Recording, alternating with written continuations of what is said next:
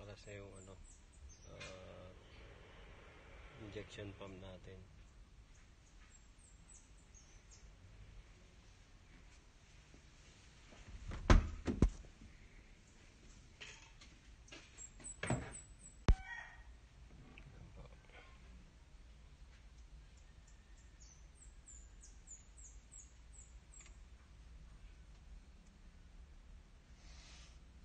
Pero kumakatas yung coolant sa water pump nya.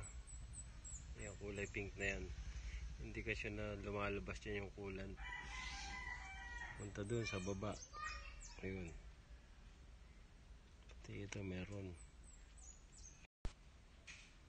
So ayan po, nilinisin na lang namin yan yung areas na yan para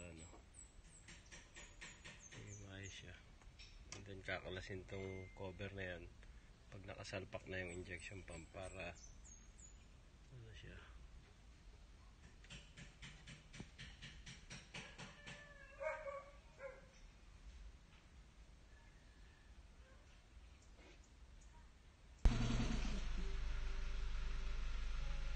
So sir, ito yung injection pump nyo, kinalas dito. So ipapadala na yan sa Bosch para sa rebuild. Ipapapick up namin ngayon sa Lalamove Rider. Ayan.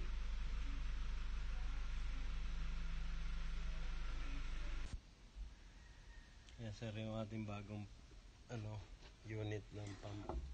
So ito yung binabago nila dyan. Papalitan nila, tapos yung internal nila ayusin na rin lahat. Papalitan nila. So yan, wala na siyang dyan, yung wire hindi na siya tanok, unlike yung dati. Ito yung mga niya, waste materials niya.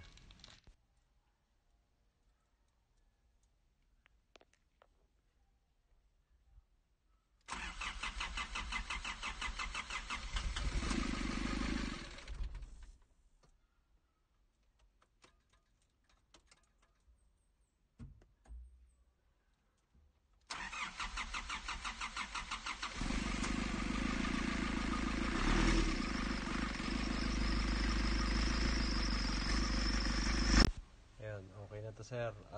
Naikabit na yung bago nating injection pump. So okay na. Ito ngayon. Ayan.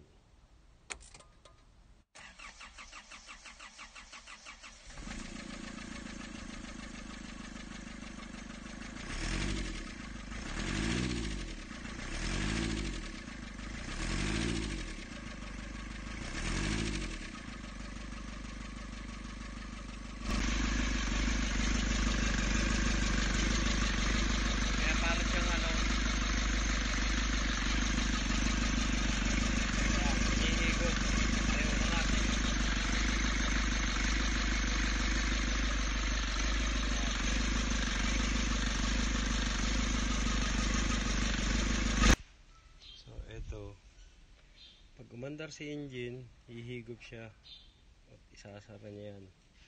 Kaya siya nagkakaroon ng problema sa fuel lines.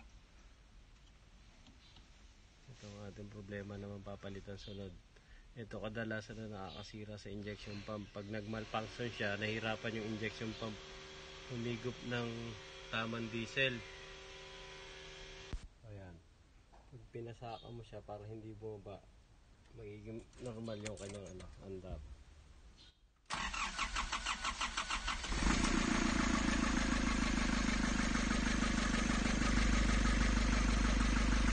Wala yung parang palya-palya.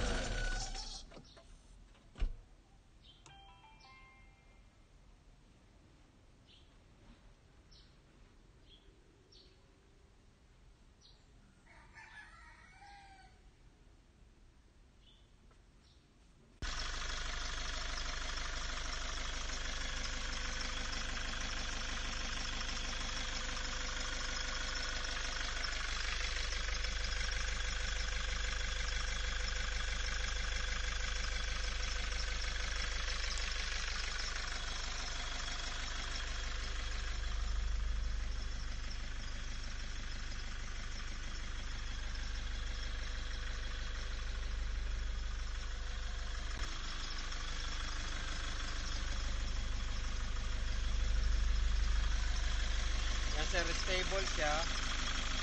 Ibabalik ulit namin itong luma mo to check ulit kung okay. Kasi dito sa working unit na to, same reaction siya, bumababa. So ngayon, hindi na. Okay na. Yagahe ka na lang, nakaganyan, para safe.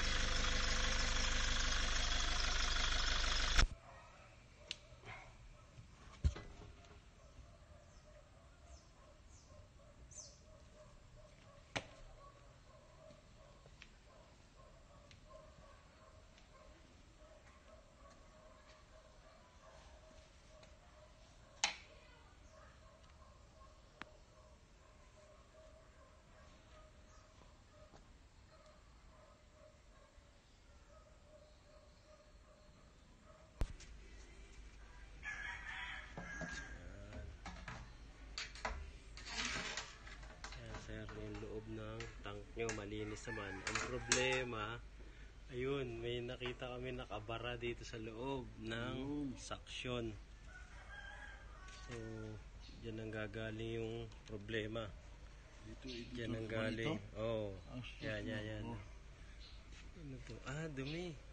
Yung parang malawang na malinis. Ibabad yung paa sa clutch, wala na. Kaya sir, malinis yung loob niyan. Ang nangyari, nagkaroon ng kalawang yung linya. So, dito yan ang gagaling madalas. Yan, puro kalawang. So, yung mga kalawang na yan, pag pumatak doon sa loob at naipon, papasok doon sa ating suction na to.